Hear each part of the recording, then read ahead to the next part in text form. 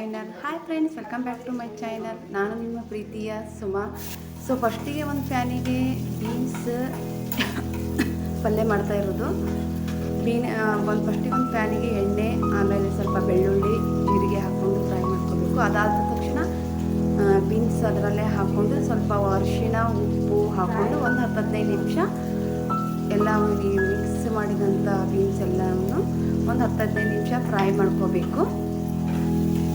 ನೀವು ಎಷ್ಟು ಚೆನ್ನಾಗಿ ಫ್ರೈ ಮಾಡ್ಕೊತೀರಲ್ವ, ಒಂದು 10-15 ನಿಮಿಷ ರೆಸಿಪಿ ಮಾತ್ರ ತುಂಬ ಚೆನ್ನಾಗಿ ಬರುತ್ತೆ ಇದು ಬೀನ್ಸ್ದು. ಸೊ ಹೀಗೆ ಒಂದು 15 ನಿಮಿಷ ಫ್ರೈ ಮಾಡಿದ್ಮೇಲೆ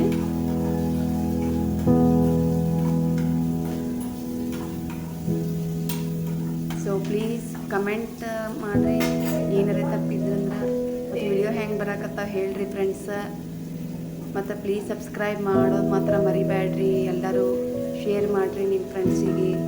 ಇದಾದ ನಂತರ ಸ್ವಲ್ಪ ಇದಕ್ಕೆ ಟೊಮೆಟೊ ಹಾಕೋಬೇಕು. ಟೊಮೆಟೊ ಹಾಕ್ಕೊಂಡು ಮತ್ತೆ ಒಂದು 15 ನಿಮಿಷ ಫ್ರೈ ಮಾಡ್ಕೋಬೇಕು. ಇದಾದಮೇಲೆ ಸ್ವಲ್ಪ ಮಸಾಲ ಖಾರ ಹಾಕೋಬೇಕು.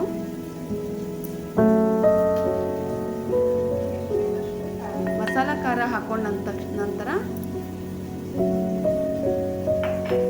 ಧನಿಯಾ ಪುಡಿ ಹಾಕೋಬೇಕು ಫ್ರೆಂಡ್ಸ್. ರೆಡಿಮೇಡೇ ತಂದಿರೋದು ನಾನು ಡಿಮಾರ್ಟ್ನಲ್ಲಿ.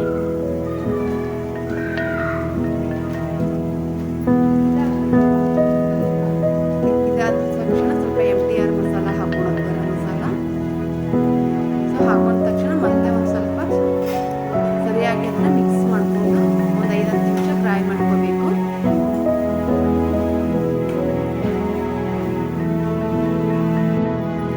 ಇದೆಲ್ಲ ಆದಮೇಲೆ ಸ್ವಲ್ಪ ಶೇಂಗಾದ ಪುಡಿ ಇರುತ್ತಲ್ವ, ಅದನ್ನು ಶೇಂಗಾದ ಪುಡಿನ ಹಾಕೋಬೇಕು. ಇದು ಹಾಕೊಂಡು ಮತ್ತೆ ಒಂದು 5-10 ನಿಮಿಷ ಮಿಕ್ಸ್ ಮಾಡ್ಕೊಂಡ್ಮೇಲೆ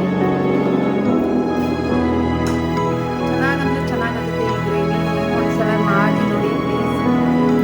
ಹೇಗಾಗಿದೆ ಅಂತ ಕಮೆಂಟ್ ಸೆಕ್ಷನ್ ಬಾಕ್ಸಲ್ಲಿ ತಿಳಿಸಿ. ಇದಾದಮೇಲೆ ಸ್ವಲ್ಪ ಇದಕ್ಕೆ ನೀರು ಹಾಕೊಂಡು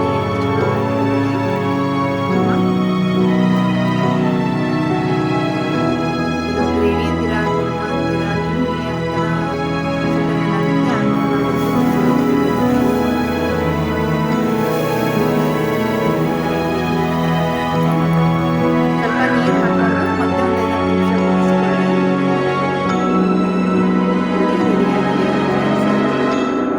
beans kurma ready. Okay friends, bye. ಮತ್ತೆ ಇನ್ನೊಂದು ವಿಡಿಯೋ